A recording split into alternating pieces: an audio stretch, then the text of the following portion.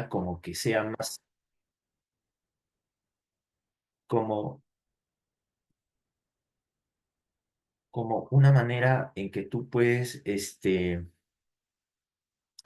comprender fácilmente, ¿no? Eso es lo que quiero decir. Y estos esquemas cumplen ese objetivo, donde tú los datos importantes de un tema determinado lo plasmas de manera visual.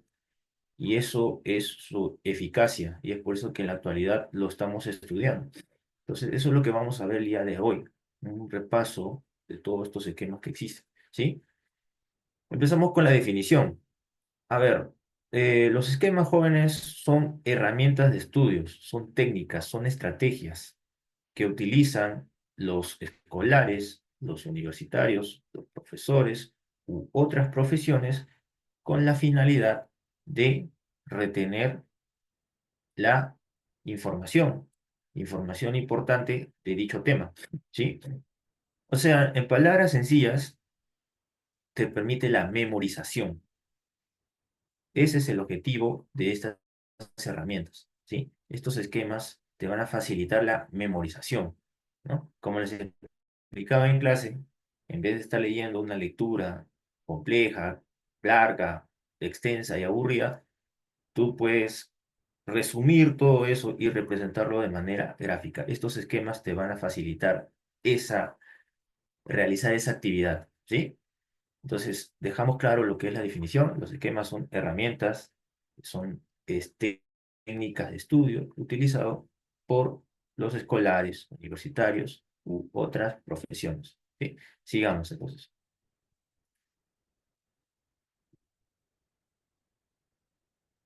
Vamos a ver ahora los tipos de esquema. A ver, en la actualidad existen esquemas que están clasificados de acuerdo a su temática, ¿no? Si tú quieres analizar un tema de manera más precisa o de datos de acuerdo a sus características, tú tienes que usar un esquema descriptivo. ¿Qué es, qué es descriptivo? O sea, que tú vas a analizar un concepto, objeto o fenómeno determinado, ¿sí? Eso es el esquema descriptivo. Es el análisis de manera detallada de un concepto, un objeto o un fenómeno determinado. Sí, ese es un esquema descriptivo. Después seguimos con el esquema de llaves. Bueno, el esquema de llaves, nuevamente, se representa la misma información, pero ya no vas a usar lo que usualmente se grafica, ¿no? Que son figuras geométricas. En este caso, vas a utilizar llaves.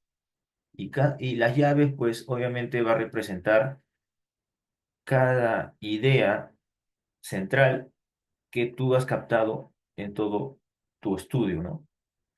Y eso a algunos les parece más agradable, ¿no? Porque existen personas que sienten alguna incomodidad al ver tantos cuadros, tantos círculos, tantas figuras geométricas, ¿no? Que les cansa, ¿no? Una ansiedad. Entonces, el esquema de llaves quizás pueda ser una manera de evitar esa ansiedad y que de alguna manera puedan comprender mejor la memorización, ¿no? Que eso es lo que se busca, ¿no?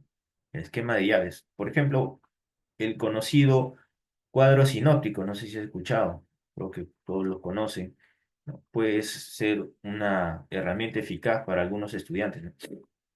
Entonces, pasamos con el siguiente, el esquema vertical. A ver, el esquema vertical, muchachos, es una gráfica que se utiliza para ordenar la información de manera jerárquica. O sea, que vas a colocar en la parte superior la idea general, la idea que engloba toda la información. Y a partir de esa idea lo vas a ir dividiendo en subcategorías, facilitando pues su análisis, ¿no?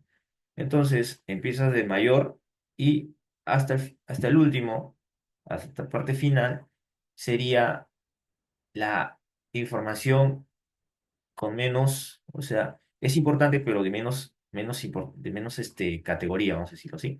Entonces se grafica de mayor a menor, ¿de acuerdo? Sigamos. Los diagramas, jóvenes. Los diagramas son representaciones, son como secuencias que ocurren para explicar ¿cómo se puede decir? Para explicar una actividad. O sea, los diagramas te van a indicar cómo empieza y cómo termina determinados temas, ¿sí? Puede ser algunos ciclos, algunas actividades que se realizan en determinados cursos, ¿no? Entonces, para ya no estar escribiendo en texto, ¿no? Se utiliza estos diagramas para explicar. Y es bastante efectivo porque puedes usar imágenes como palabras y otro tipo de imágenes para graficar, ¿no? Y que sea más sencillo de entender dicho tema, ¿sí? Bien, sigamos ahora con el cuadro comparativo. A ver, el cuadro comparativo se utiliza con una sola finalidad, es analizar las propiedades de dos elementos, ¿no?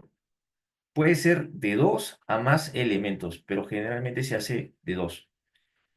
Eh, este cuadro comparativo te va a permitir captar las similitudes y diferencias o algo, u otras propiedades que existen entre estos elementos. Entonces, eso facilita su análisis, eso facilita pues su comprensión, ¿de acuerdo? Entonces, es muy eficaz para lo que es analizar algunas características de dichos temas, ¿sí? Eso sería el cuadro comparativo. Y normalmente se realiza pues un cuadro, se divide a la mitad y en cada sección se va analizando las propiedades, ¿no? Es bastante eficaz, cumple con su objetivo y sería bueno que lo pongan en práctica, ¿no? Para analizar algunas propiedades. Sigamos, por favor. Bien, acá tenemos un ejemplo gráfico ya de los tipos de esquema, ¿no? Aquí el que tenemos en la parte izquierda es un esquema que podría utilizar para el descriptivo o para lo que sería el jerárquico, ¿no? Esa es una gráfica que te explica cómo lo podrías hacer. En la parte superior, obviamente, en la parte superior siempre se va a colocar el tema central, pero usualmente en algunas ocasiones también se puede colocar en la parte central del gráfico, ¿no? Y a partir de allí ya vas construyendo tu esquema, ¿no? Puede ser usando cuadros o usando otro tipo de figura geométrica. Normalmente se usa círculos o cuadros, ¿no? O rombos, ¿no? Pero ya depende también de la habilidad del creador, ¿no? Él también decide qué figura usar para que sea cómodo a su vista, ¿no? Entonces, es necesario que entienda que no está limitado a hacer un cuadro o un círculo, puedes usar cualquier figura geométrica. Y en la parte derecha tenemos lo que es un esquema de llaves, ¿no? El esquema de llaves, como expliqué hace un momento, es atractivo para algunas personas, ¿no? Porque es sencillo, es más fácil de analizar, no te causa una ansiedad a la vista. Entonces, empieza nuevamente a partir de una idea general o una idea central que engloba toda la información. Y a partir de esa idea, pues, haces una llave inmensa y vas dividiendo los temas, ¿no? Los subtemas, perdón, de acuerdo a tu comprensión, ¿no? Y así vas dividiendo desde mayor hasta menor. Este es lo que sería un ejemplo de cuadro comparativo, ¿sí? Vamos con los siguientes. Bien, acá tenemos otro ejemplo en la parte izquierda de lo que sería un, este, un esquema eh, jerárquico, ¿no? Donde está dividiendo, por ejemplo, tenemos aquí las edades de la historia, ¿no? Lo está dividiendo por subcategorías y a partir de allí va realizando su análisis, ¿no? Va dividiendo de la prehistoria, edad antigua, edad media, edad moderna y edad contemporánea y continúa dando datos precisos, datos importantes para que la comprensión sea más eficaz. ¿De acuerdo?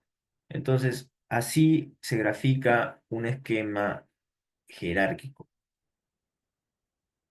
Y finalmente, en la parte derecha tenemos lo que es un cuadro comparativo, ¿no? Como te expliqué, es un cuadro donde se divide en secciones, ¿no? Y en cada sección vas a colocar, pues, los elementos que tú vas a analizar y finalmente vas a comparar las características, ¿no? La variable, ¿qué significa variable? Pues es una palabra que engloba una característica determinada de cada elemento. Por ejemplo, una variable puede ser peso, ¿no? El elemento uno cuánto pesa, el elemento 2 cuánto pesa, y así a eso se refiere con variable. Es algo ya más, un poco más preciso, ¿no? Para hacer el análisis, pero también puedes obviar esta parte y realizar solamente tu análisis a partir de lo que tú creas conveniente, ¿no? Bien, vamos ahora con la parte final. Perdón, pido disculpas del caso. Bien, vamos ahora con la parte final de la clase, que sería pasos generales para elaborar un esquema. Bueno, muchachos, como siempre digo y siempre voy a eh, repetir, los pasos generales se repiten, ¿no? Y el primer paso para elaborar cualquier tipo de esquema es el tema. ¿Cuál va a ser tu tema a analizar, ¿no? Entonces, cuando tú empiezas a graficar, tienes que entender el tema que que te estás adentrando y es importante definirlo, ¿de acuerdo? El segundo paso que tú vas a tener que realizar es realizar el subrayado y el resumen. Y es importante que antes de graficar, tú hagas estas técnicas para que consigas un resumen y a partir de ese resumen, tú ya puedas realizar la, la representación gráfica. Entonces, ese sería el primer paso. El primer paso es definir tu tema y el segundo paso es cuando tienes tu tema, realizas las técnicas de subrayado resumen para obtener los datos más importantes. ¿De acuerdo? Sí. Listo. A partir de cuando tú ya tengas tu, tu organizador visual, perdón, tu resumen, vas a buscar el esquema más eficaz, ¿cómo le puedo decir? El más pertinente para tu gráfico. O sea, no es que siempre te centres en uno, ¿no? Digas, no, yo siempre voy a hacer mapas conceptuales. No, siempre busca el más eficaz porque si tú vas a, digamos, comparar propiedades entre dos elementos y tú quieres usar el mapa conceptual, digamos que vas a tener un poco de dificultad. Entonces, tienes que coger el más eficaz para que hagas tu análisis y tu memorización. Entonces, es importante realizar eso, ¿sí? El cuarto paso, muchachos, es cuando tú ya tienes definido tu esquema para poder graficar, es que hagas un borrador. ¿Por qué? Porque tú vas a poder observar si te has equivocado o si un dato se parece a otro dato. Entonces, para estar evitando algún tipo de borrones, algún tipo de manchas, el borrador te va a evitar tener ese tipo de incomodidad. Entonces, es importante hacer un borrador, ¿sí? Y el quinto paso sería, pues, revisar y corregir las veces que sea necesario, ¿no? Porque no solamente es, ya, lo hiciste, es un borrador, ya viste, sí. No, hay que ver detalladamente si en algún caso te falta una tilde, te se equivocó una letra o te falta alguna letra, ¿no? Es importante revisar los datos que has escrito, ¿sí? Bien, y como último paso, ya después de que has hecho todos estos pasos anteriores, ya realizas la versión definitiva de tu esquema. Entonces, lo vas a presentar en clase. Y eso sería con relación a este pequeño repaso.